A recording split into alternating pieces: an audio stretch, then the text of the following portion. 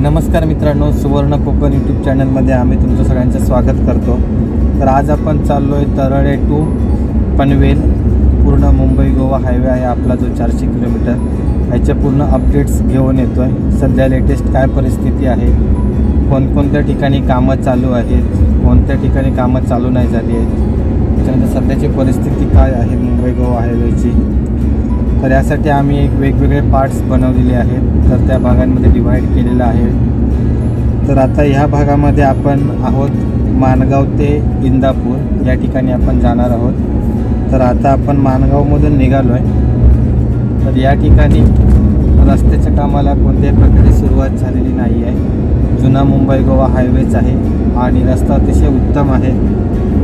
Last time आलेलो त्यावेळी थोडेफार खड्डे होते, तर ह्यावेळी पॅचअप वगैरे केलेलं आहे, त्यामुळे रस्ता तर ओके आहे एकदम। फक्त थोडंसं जरा माणगावमध्ये ट्रॅफिक मिळालं, त्यामुळे तो एक भाग आम्ही थोडासा शूट केला नाही।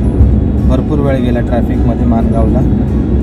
तर आता आपण माणगाव सोडून पुढे निघालो। इकडून पुढे आपला पनवेल ते इंदापूर हा जो म्हणजे आपला झारापत्रा देवी हायवे होता, त्या प्रकारे इकडे पनवेल ते इंदापूरपर्यंत हायवे होता। तर इथपर्यंत आपला मुंबई गोवा हायवे हा येणार आहे। आताचं जो काम चालू आहे NH 66चं, ते आपले झाराप ते इंदापूर ह्या टप्प्यामध्ये येणार आहे। तर हा आपला आता शेवटचा टप्पा आहे। समीर अपिष्टे समीर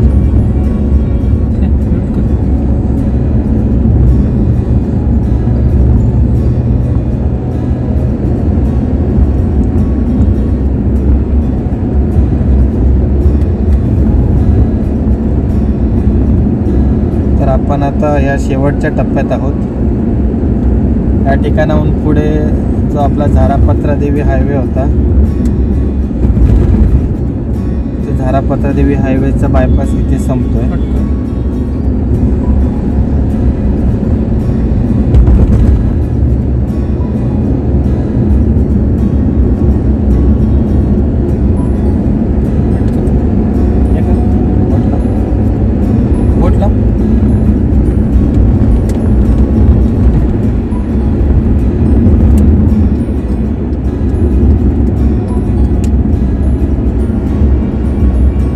या ठिकाणी आता थोडीफार सुरुवात झालेली दिसते। या ठिकाणी भरावाचं काम चालू आहे, पण आपला जुना मुंबई हायवे आहे तसाच आहे।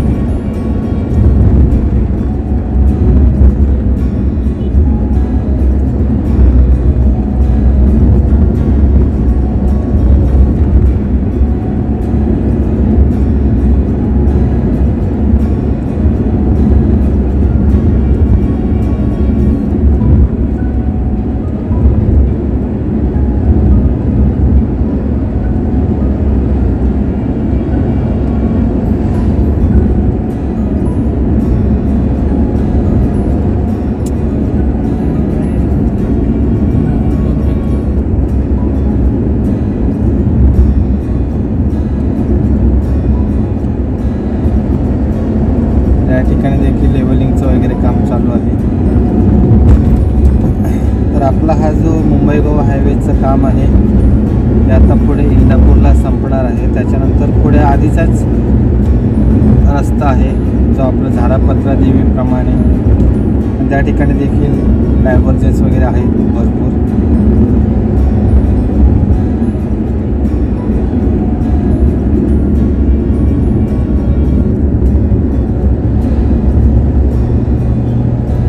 ठिकाणी फक्त रोड वायंडिंग करून ठेवलेले आहे, बेस कोट वगैरे झालेला आहे, बेस कोर्स।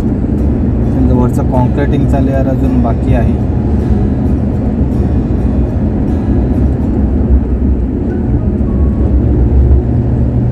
तर पूर्ण ओव्हरऑल मुंबई गोवा हायवेची माहिती घेता आपल्या सिंधुदुर्गमध्येच 80 ते 85% म्हणजे 85 ते 90% काम झालेलं आहे। या ठिकाणी अजून कामाला 5% देखील सुरुवात नाही झाली आहे। त्यामुळे आपल्या सिंधुदुर्गामध्ये एक 90 ते 95% काम पूर्ण झालेलं आहे।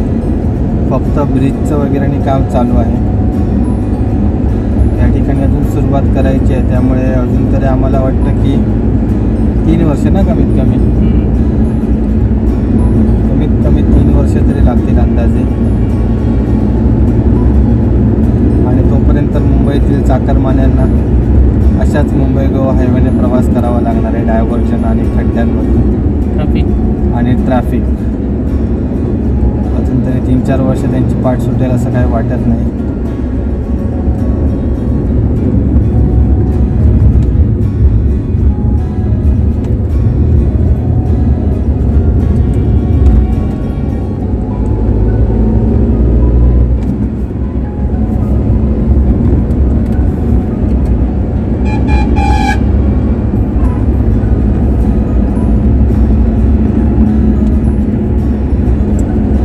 ठिकाणी दोन्ही लेनचं कॉम्प्लिटिंग झालेलं आहे, पण डिवायडर, साईन बोर्ड यांचं काम बाकी आहे. इकडे पुढे कॉम्प्लिटिंगच झालेलं नाही आहे मुंबईकडे जाणाऱ्या लेनचं.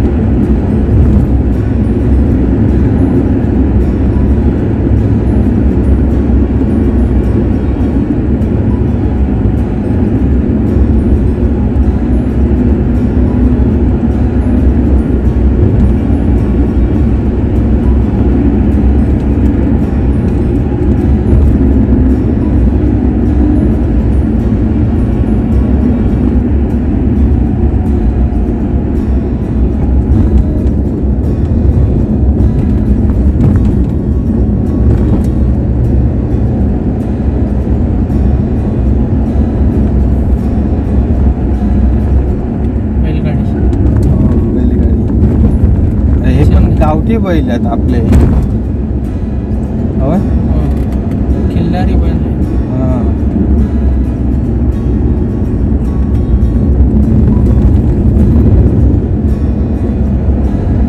त्या ठिकाणी रस्त्याची लेवल मात्र मस्त आहे.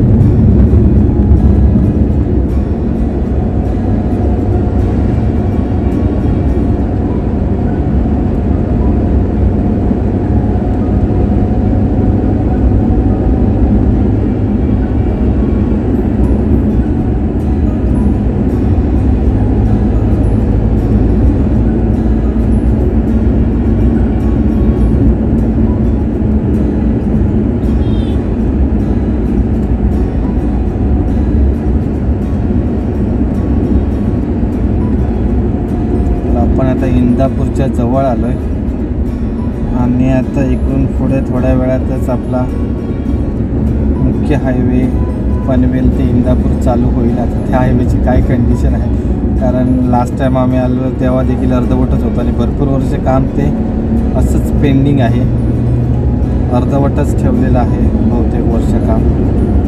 त्यामुळे आता सध्या काय परिस्थिती आहे ते देखील पाहावं लागेल.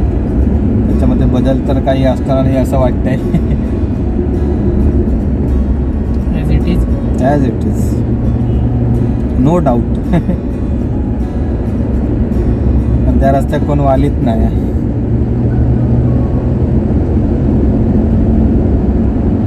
या ठिकाणी इंदापूर रेल्वे स्टेशनकडे जायला रस्ता आहे उजव्या बाजूला.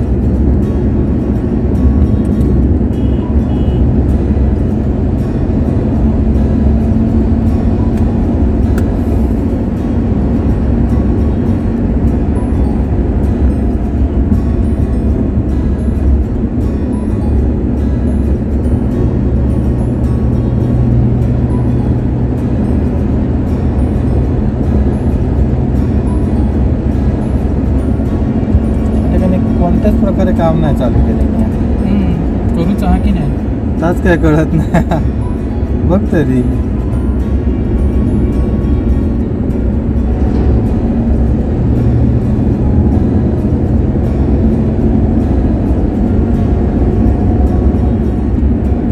या ठिकाणाहून जंजिरा किल्ला, मुरुड चौपाटी आणि नांदगाव चौपाटीला जायला रस्ता आहे.